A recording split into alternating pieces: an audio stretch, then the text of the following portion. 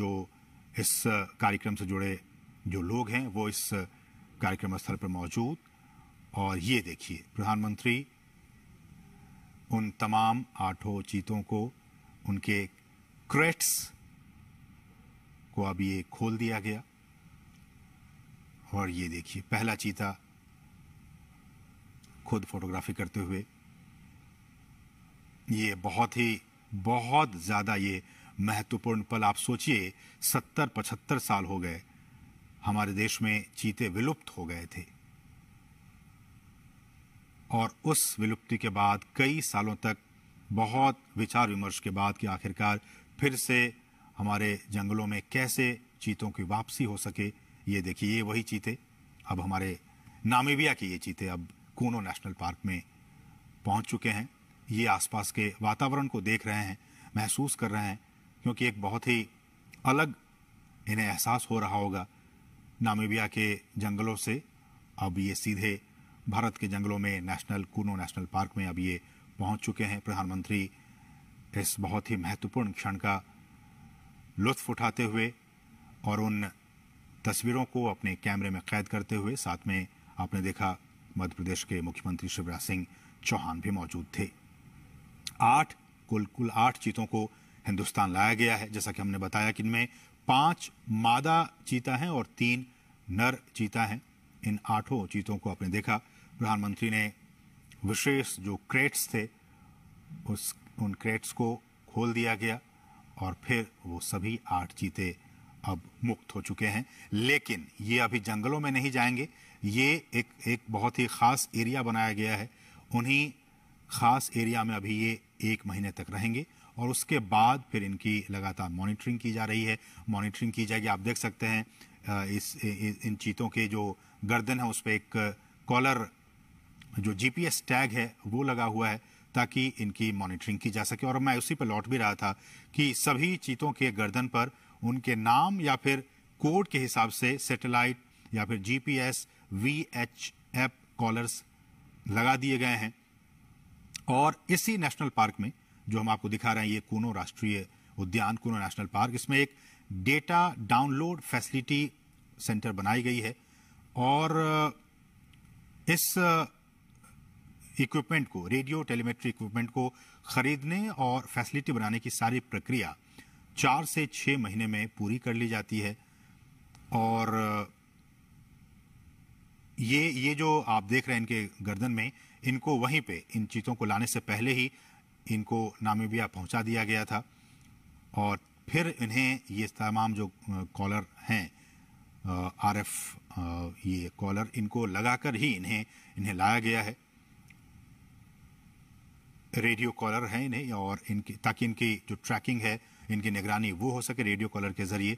और फिर इन्हें हम जैसे कि बता रहे हैं कि इनको आइसोलेशन में रखा जाएगा, और फिर इन्हें जंगलों में मुक्त किया जाएगा। तो ये कुछ अहम बातें हमने आपको बताई कि किस तरह से वहाँ पे इन्हें पकड़ा गया, फिर उनके बाद उनको जो तमाम रूल्स एंड रेगुलेशंस हैं उनके जरिए इन 8 चीतों को भारत लाया गया है। 70 साल पहले हमारे देश में बहुत सारे चीते हुआ करते थे, लेकिन किन्हीं ना किन्हीं वजहों से वो सारे विलुप्त होते चले गए। कुछ अवैध शिकारियों के शिकार बन गए। एक भी हमारे देश में चीता नहीं बचा। लेकिन सरकार लगातार कई सालों से प्रयास कर रही थी कि हम जो है वो इन चीतों को वापस से एक बार फिर से लाएं, चूंकि पारिस्थितिकी तंत्र भारत का भी बहुत बेहतर है। और जैसे कि हमने कहा कि नामीबिया के जो वैज्ञानिक थे वो महीनों तक यहाँ पे आते रहे, जाते रहे, और यहाँ का जो भूवैज्ञानिक स्थिति है, यहाँ की जो जलवायु है, उनका उन्होंने अध्ययन किया। और अध्ययन करने के बाद ही वो इस नतीजे पर पहुंचे कि इन तमाम चीतों को मध्य प्रदेश में जो कूनो नेशनल पार्क है, वहाँ की जो स्थिति है, परिस्थिति है, जलवायु है, उसके हिसाब से छोड़ना ज़्यादा उचित होगा। तो उसके बाद ही ये फैसला लिया गया। और हमने आपको बताया कि इन तमाम चीतों के गर्दन में रेडियो कॉलर लगे हुए हैं, ताकि इनकी मॉनिटरिंग की जा सके। और विशेष हमने बताया कि आपको चिनूक हेलीकॉप्टर के जरिए इनको यहाँ पे लाया गया। और प्रधानमंत्री मोदी आप देख सकते हैं, इनको विशेष जो क्रेट्स थे उनको खोलकर, और प्रधानमंत्री ने इनको खुद वहाँ मुक्त किया। वो वहाँ पे अब विचरण कर रहे हैं। जो चीता प्रोजेक्ट है, अगर मैं इसकी बात करूं, ये भी बहुत महत्वपूर्ण है आपके लिए जानना कि किस तरह से भारत में चीतों को एक बार फिर से बसाने की यहाँ पे कार्य योजना बनाई गई। और इस योजना के तहत 5 साल में देश के कई नेशनल पार्क में ऐसी उम्मीद की जा रही है, जो हमारे वैज्ञानिक हैं, जीव वैज्ञानिक हैं, उनकी तरफ से ये कहा जा रहा है कि अगर ये ट्रांसलोकेशन और यहाँ पे ये सारी चीजें सही अनुमान के मुताबिक प्लानिंग के हिसाब से सब कुछ ठीक रहा, तो आने वाले 5 से 10 साल में इनके जरिए और भी जो बच्चे होंगे उनको ऐसे उम्मीद की जा रही है कि 40 से 50 चीते पैदा होंगे और फिर उनको देश के अलग अलग नेशनल पार्क में फिर उन्हें बसाया जाएगा। बहुत ही महत्वपूर्ण। अभी तो सिर्फ ये 8 चीते कूनो नेशनल पार्क में आए हैं, लेकिन इनके बाद इनकी जब आबादी बढ़ेगी, ऐसी उम्मीद की जा रही है कि 40 से 50 के तादाद में इनकी आबादी होगी आने वाले 5 सालों में। तो उसके बाद इनको फिर देश के अलग अलग नेशनल पार्क में फिर इन चीतों को बसाने का काम किया जाएगा।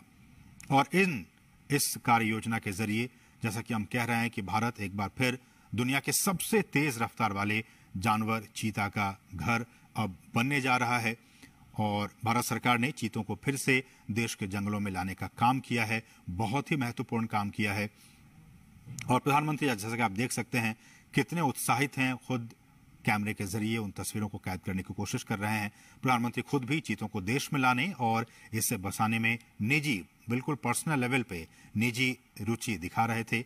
और उसी का नतीजा है कि आज ये 8 चीते अब हिंदुस्तान की सरजमी पर पहुंच चुके हैं।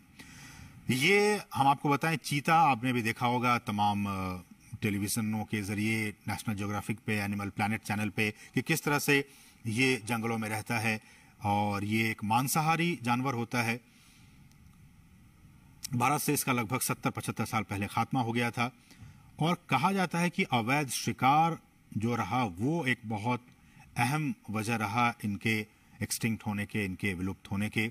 ज्यादा शिकार, और ये भी कहा जाता है कि जो चीतों का जो नेचुरल हैबिटेट था उनको भी काफी नुकसान पहुंचा था, इसलिए धीरे धीरे विलुप्त हो गए। बहरहाल देश में चीतों को फिर से लाया गया है और हमारे जो जंगल हैं उनका जो इकोसिस्टम है, उनका जो पारिस्थितिकी तंत्र है, ये अब उनके लिए वरदान साबित हो सकता है।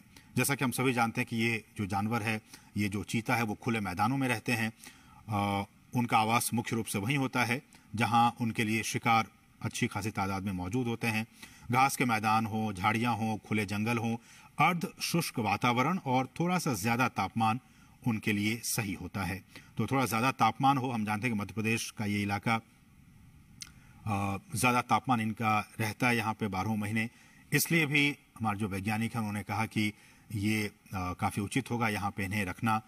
घास के मैदान हैं, झाड़ियां हैं, खुले जंगल हैं, ये तमाम चीजें इनके अनुकूल है इनको यहाँ पे रखने के लिए, इसलिए यहाँ पे इन्हें लाया गया।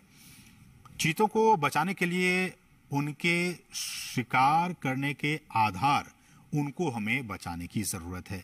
उनके शिकार के आधार करने के आधार को हमें बचाना होगा, जिसमें कुछ खतरे में पड़ी प्रजातियां भी शामिल हैं, बल्कि घास के मैदानों की जो दूसरी अन्य लुप्त प्राय प्रजातियां हैं और खुले वनों का जो इकोसिस्टम है, जो पारिस्थितिकी तंत्र है, उन्हें भी हमें बचाना होगा। जिस बेस पे हम वही कह रहे हैं, जिस बेस पे, जिस आधार पे ये तमाम चीते यहाँ जिंदा रहेंगे, यहाँ रहेंगे, उस बेस को भी, उस आधार को भी हमें बचा कर रखना होगा, तभी तो ये उस इकोसिस्टम में आराम से रह पाएंगे। इसलिए भी हम बार बार ये कह रहे हैं और सरकार भी कह रही है कि उस सिस्टम को, उस बेस को हमें बचा कर रखना होगा। चीतों को वापस लाने से देश में खुले जो जंगल हैं उनको बचाने के काम को भी अब काफी मजबूती मिलेगी। और ये भी देखा गया कि बड़े जो मांसाहारी जानवरों में मानव जो इंटरेस्ट है, ह्यूमन इंटरेस्ट, मानव हितों के साथ संघर्ष चीतों में सबसे कम पाया जाता है। दूसरे जो ऐसे वाइल्ड एनिमल्स होते हैं उनके साथ मैन एनिमल कॉन्फ्लिक्ट होते रहते हैं, अक्सर होते रहते हैं, लेकिन चीतों के साथ ऐसा नहीं है।